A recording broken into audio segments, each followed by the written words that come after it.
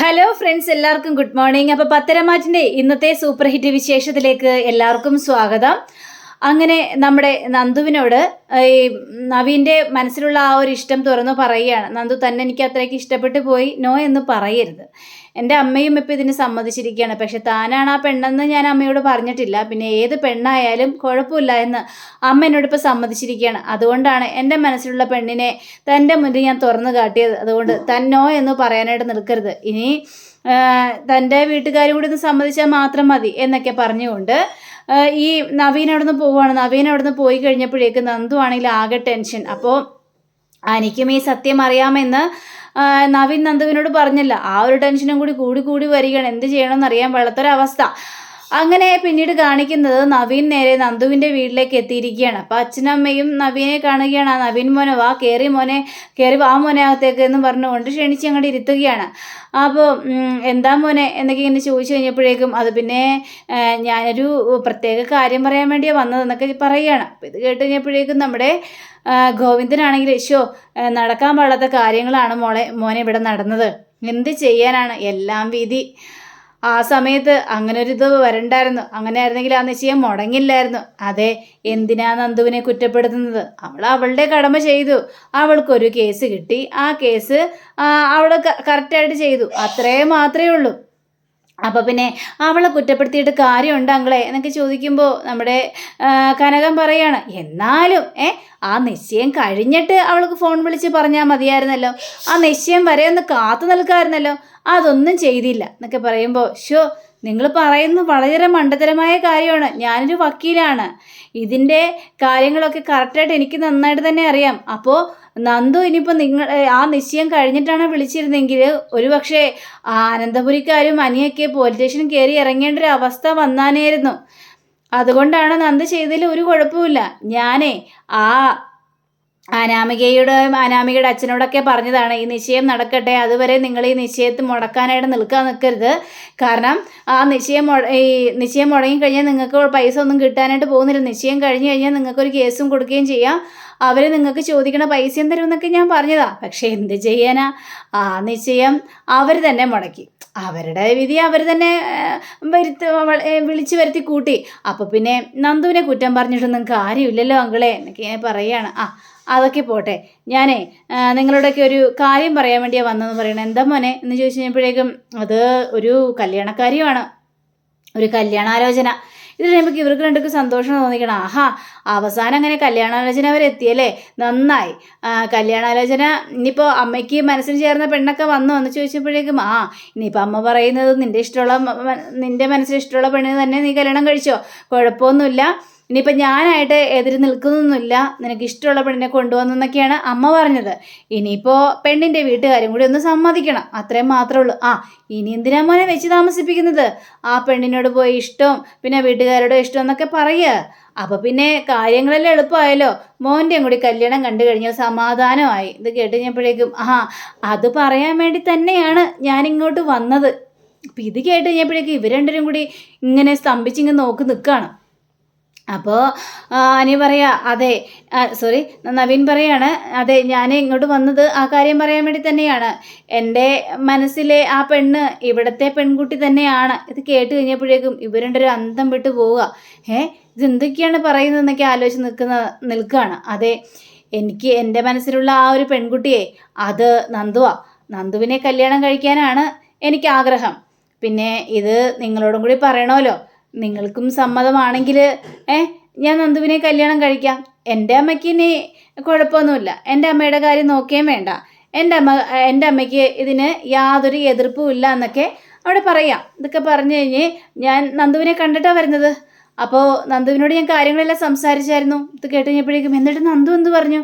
അവളെന്താ പറഞ്ഞത്? അങ്ങനെ പ്രത്യേകിച്ചൊന്നും പറഞ്ഞൊന്നുമില്ല.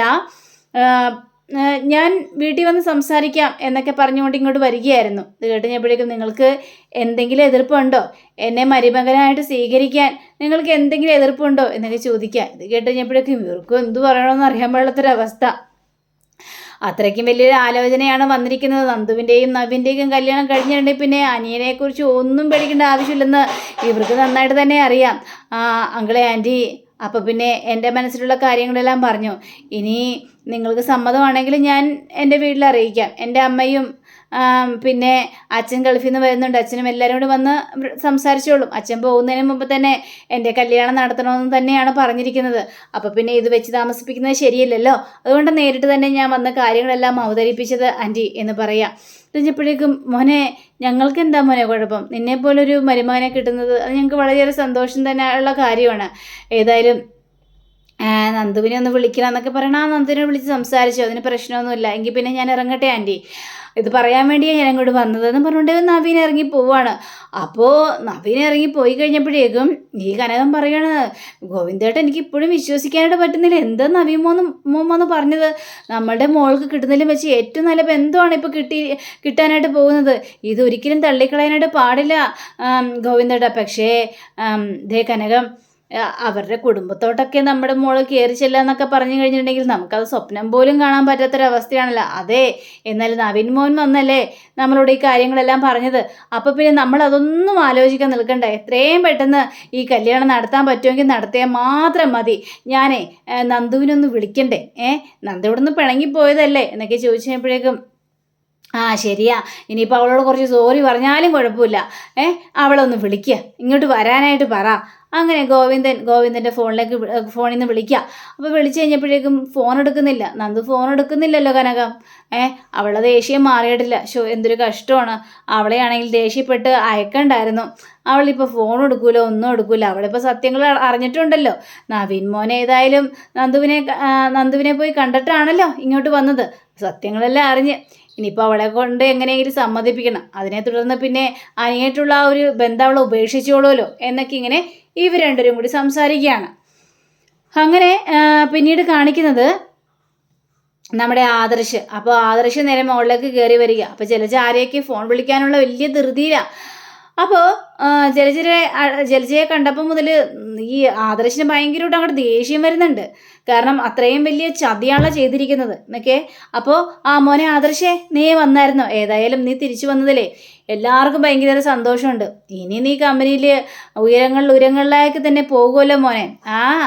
ഉയരങ്ങളിലേക്ക് തന്നെ പോവുകയും ചെയ്യും. പക്ഷേ നിങ്ങളുടെ സ്വഭാവം എത്ര പറഞ്ഞാലും ശരിയാവില്ലല്ലോ. എന്താ മോനെ നീ അങ്ങനെ പറയുന്നത്?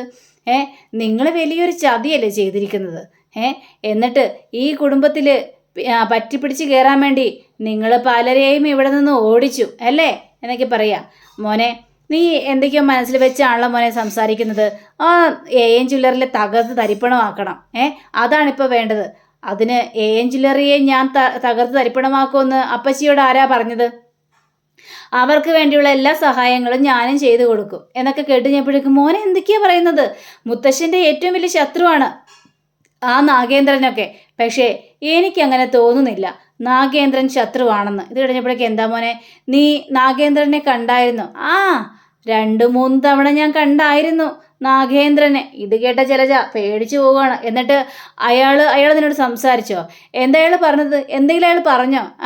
ഒന്നും എന്നോട് സംസാരിച്ചൊന്നുമില്ല, ഒന്നും പറഞ്ഞുമില്ല. പക്ഷേ ചില കാര്യങ്ങളൊക്കെ പറയാതെ തന്നെ എനിക്ക് മനസ്സിലായിട്ടുണ്ട് അപ്പച്ചി.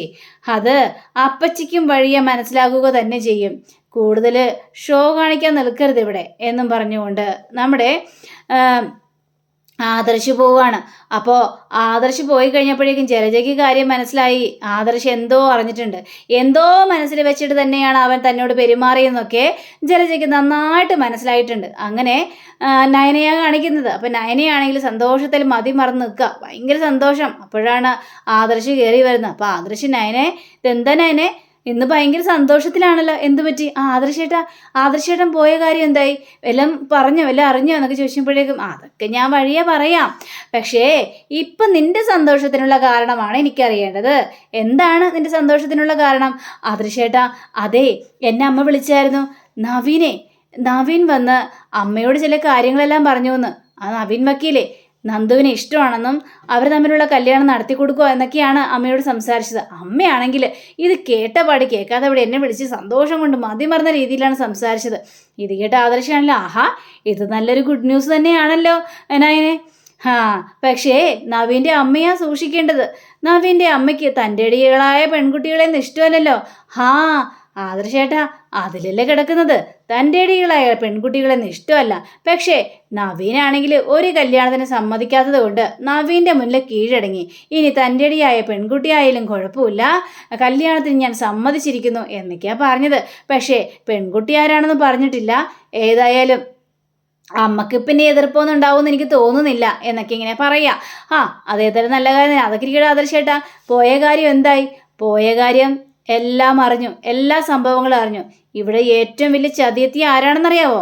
അത് ജലജാപ്പച്ചി തന്നെയാണെന്ന് പറയാണ്. അങ്ങനെ ആദർശ് നടന്ന സംഭവങ്ങൾ മുഴുവനും നയനയോട് പറയുക. ഇത് കേട്ട് നയന ആകെ ഞെട്ടിപ്പോവാണ്. അത്രയ്ക്കും വലിയൊരു കള്ളിയായിരുന്നു ജലജ എന്ന് വരെ നയന മനസ്സിലാക്കുക തന്നെ ചെയ്യുകയാണ്. നയനയ്ക്കത് ഒട്ടും വിശ്വസിക്കാനായിട്ട് പറ്റിയില്ല. അങ്ങനെ നയന നേരെ അടുക്കളയിലേക്ക് ചെല്ലുക. അപ്പോൾ ഈ ജലജയും അതേപോലെ തന്നെ ദേവയാനിയും കൂടിയാണ് പാചകം ചെയ്തുകൊണ്ടിരിക്കുന്നത്. അപ്പോൾ ജലജയെ കണ്ടു കഴിഞ്ഞപ്പോഴേക്കും നയനക്ക് കലി വരിക. അപ്പോൾ അമ്മ എന്തിനാ അമ്മ ഇവരെ അടുക്കളയിലേക്ക് കയറ്റിയത്? നിങ്ങളെന്തിനാ അടുക്കളയിൽ കയറിയത്? നിങ്ങൾ പോയിക്കണ്ടേ, നിങ്ങൾ പാചകമൊന്നും ചെയ്യണ്ട. അതെന്താ മോളെ അങ്ങനൊരു വർത്തമാനം? നീ എന്താ അങ്ങനെ പറഞ്ഞത്? ഇനി നിങ്ങൾ ചെയ്യുന്ന പാചകത്തിൽ എന്തെങ്കിലുമൊക്കെ ചേർക്കോ ഇല്ലെന്ന് ആർക്കറിയാം? എനിക്ക് പേടിയാ നിങ്ങളെ. മോളെ അങ്ങനെയൊന്നും പറയാൻ നിൽക്കരുത് മോളെ. നിന്നെയൊക്കെ ഒരുപാട് സ്നേഹിച്ചല്ലേ മോളെ, നിനക്ക് വേണ്ടിയൊക്കെ നിന്നല്ലേ ഞാൻ. അയ്യോ കൂടുതലൊന്നും പറയല്ലേ. നിങ്ങൾ ഭയങ്കര ചതിയെത്തിയാ. നിങ്ങൾ ആരെ ചതിക്കുന്നൊന്നും പറയാനായിട്ട് പറ്റില്ല. നിങ്ങൾ ചിരിച്ചുകൊണ്ട് തന്നെ ഇവിടെ നിൽക്കും. പക്ഷെ കഴുത്തെറുക്കുന്നത് എപ്പോഴാണെന്ന് പറയാൻ പറ്റില്ല. അതുകൊണ്ട് നിങ്ങൾ പോകാൻ നോക്ക്. ഭയങ്കരമായിട്ട് ദേഷ്യപ്പെടുകയാണ് നമ്മുടെ ഈ നയന. അയ്യോ ഏട്ടത്തി, ഈ നയന മോൾക്ക് ഇത് എന്ത് പറ്റി ഏട്ടത്തി? പെട്ടെന്ന് എന്നോട് ചൂടായൊക്കെ കയറുന്നു. ഇതെന്താ സംഭവിച്ചത്? അത് പിന്നെ ജലജെ, മോൾക്ക് ഇഷ്ടമല്ലെങ്കിൽ നീ പൊയ്ക്കോ, ഞങ്ങൾ ചെയ്തോളാം എന്ന് പറയാണ്. അങ്ങനെയാണെങ്കിൽ ഓക്കെ. പിന്നെ ഞാൻ എന്ത് പറയാനാണ്? നിങ്ങളുടെ ഇഷ്ടം അതാണെങ്കിൽ അത് തന്നെ നടക്കട്ടെ എന്നേ, എനിക്കതിൽ കൂടുതലൊന്നും പറയാനില്ല എന്ന് പറഞ്ഞുകൊണ്ട് പോവുകയും ചെയ്യാണ്. പോയി കഴിഞ്ഞപ്പോഴേക്കും എന്താ മോൾക്ക് എന്താ പറ്റിയത്? എനിക്കൊന്നും പറ്റിയില്ല, ഞാൻ ചെയ്തോളാം, ഞാൻ ഈ പച്ചക്കറികളെല്ലാം അരിഞ്ഞോളാം. മോൾക്ക് പറ്റുമോ? എനിക്കൊരു കുഴപ്പമില്ല അമ്മേ എന്ന് പറഞ്ഞുകൊണ്ട് ധൃതിക്ക് ഇങ്ങനെ അരിയുക. അപ്പോൾ ദേവയാനിക്ക് മനസ്സിലായി എന്തോ പന്തികേടാണല്ലോ എന്ന്. അപ്പോൾ എന്താ മോളെ എന്താ പറ്റിയത്? മോളുടെ മുഖത്ത് ഭയങ്കര ഒരു ടെൻഷനാണല്ലോ, ദേഷ്യമാണല്ലോ എന്നൊക്കെ പറഞ്ഞപ്പോഴേക്കും അതെ, ഇവരെക്കുറിച്ചുള്ള ചില കാര്യങ്ങളൊക്കെ ഞാൻ അറിഞ്ഞു. അപ്പോൾ പിന്നെ എങ്ങനെ ദേഷ്യം വരാതിരിക്കും? എനിക്ക് ആ വീട്ടിലായിരുന്നപ്പോൾ പേടിക്കേണ്ട ആവശ്യമൊന്നുമില്ലായിരുന്നു. പക്ഷേ അമ്മ ഞാൻ ഈ വീട്ടിലേക്ക് കയറിയപ്പോൾ ഇവരുള്ളതാണ് ഇവിടെ ഏറ്റവും വലിയ പ്രശ്നം. എനിക്ക് വിശ്വസിച്ച് ഭക്ഷണം പോലും കഴിക്കാൻ പറ്റാത്തൊരവസ്ഥയാണ്. എപ്പോൾ എന്ത് ചെയ്യുമെന്ന് പോലും അറിയാൻ പറ്റാത്തൊരവസ്ഥയാണ്. അതുകൊണ്ട് എനിക്കിവരെ സൂക്ഷിച്ചേ മതിയാകുള്ളൂ അമ്മ എന്ന് പറയാം. അപ്പോൾ ദേവി എനിക്കും കാര്യങ്ങളെല്ലാം മനസ്സിലായി. ഇപ്പം മോള് പറഞ്ഞതുപോലെ തന്നെ ഇവരുടെ സ്വഭാവമൊക്കെ എപ്പോഴാണ് മാറുന്നതെന്ന് പറയാനായിട്ട് പറ്റില്ലല്ലോ ആ ഒരു ചിന്തയിൽ. അങ്ങനെ പിന്നീട് കാണിക്കുന്നത് നമ്മുടെ നന്ദുവിനെയാണ്. നന്ദുവാണെങ്കിൽ ആകെ വെപ്രാളം കൊണ്ട് കാലിൽ തീ പിടിച്ച പോലെയാണ് ഇങ്ങനെ അങ്ങോട്ടും നടക്കുന്നത്. അപ്പോൾ അനി വരിക. അപ്പോൾ അനി വന്നിട്ട് എന്താ നന്ദു നീ എന്തെന്നെ കാണുമെന്ന് പറഞ്ഞു. എടാ നീ എന്നാലും ഇത്രയും വലിയ ചതി ചെയ്യുമെന്ന് ഞാൻ ഒരിക്കലും പ്രതീക്ഷിച്ചില്ല കേട്ടോടാ.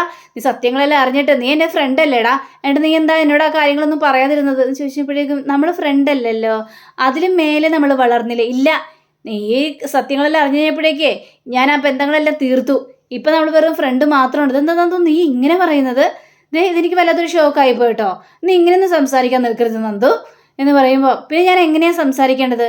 എടാ നവീനേട്ടൻ്റെ മനസ്സിൽ ഏത് പെണ്ണാണെന്ന്, ആ ഇൻസ്പെക്ടർ പെണ്ണ് ഏതാണെന്നൊക്കെ നിന്നോട് പറഞ്ഞായിരുന്നു അല്ലേ? എന്നിട്ട് നീ അതെല്ലാം മറച്ചു വെച്ചു. നിൻ്റെയും എൻ്റെയും മുന്നിൽ വെച്ച് തന്നെയാണ് ഈ നവീനേട്ടൻ ആ പെണ്ണിനോടുള്ള ഇഷ്ടങ്ങൾ നമ്മളോട് പറയുന്നത്. എന്നിട്ട് പോലും എനിക്ക് സത്യങ്ങൾ അറിയില്ലായിരുന്നു, പക്ഷെ നിനക്കറിയായിരുന്നു. എന്നിട്ട് നീ അതെല്ലാം മറച്ചു വെച്ചില്ലേ എന്നോട്? ഇന്നേ നവീനേട്ടൻ എന്നെ കാണാൻ വന്നിട്ട് നവീനേട്ടൻ്റെ ആ മനസ്സിൽ ആ പെണ്ണ് ആരാണെന്നും എന്നോട് പറഞ്ഞു. ഞാനാണെന്ന് അറിഞ്ഞു കഴിഞ്ഞപ്പോഴേക്കുവേ ഞാൻ ശരിക്കും ഷോക്കായിപ്പോയി. ഇനിയിപ്പോൾ നവീനേട്ടൻ്റെ വീട്ടിൽ നിന്ന് ഭാഗത്തുനിന്ന് ഒരു പ്രശ്നവും ഇല്ല. നവീനേട്ടൻ്റെ അമ്മ കല്യാണം നടത്താൻ തന്നെ തീരുമാനിച്ചിരിക്കുകയാണ്. ഇനി നവീനേട്ടൻ പോയി വീട്ടുകാരോട് പറഞ്ഞാൽ എന്തായിരിക്കും സ്ഥിതി? അവരെൻ്റെ കല്യാണം നടത്താനായിട്ട് നോക്കില്ലേ? കേട്ടാ എനിക്കാകെ പേടി തോന്നിക്കുകയാണ്. അല്ല എന്നിട്ട് നീ എന്ത് പറഞ്ഞു? ഞാൻ എന്ത് പറയാനാ?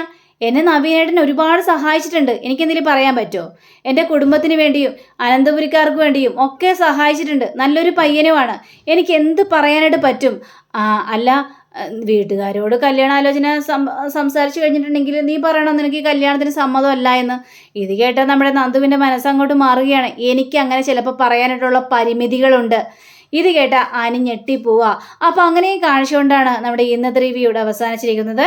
അടുത്ത റിവ്യൂവിനെ കാത്തിരിക്കുക, സബ്സ്ക്രൈബ് ചെയ്യുക. എല്ലാവർക്കും നല്ലൊരു ദിനം ആശംസിച്ചുകൊണ്ട് തന്നെ നമസ്കാരം. Thank you. ബൈ.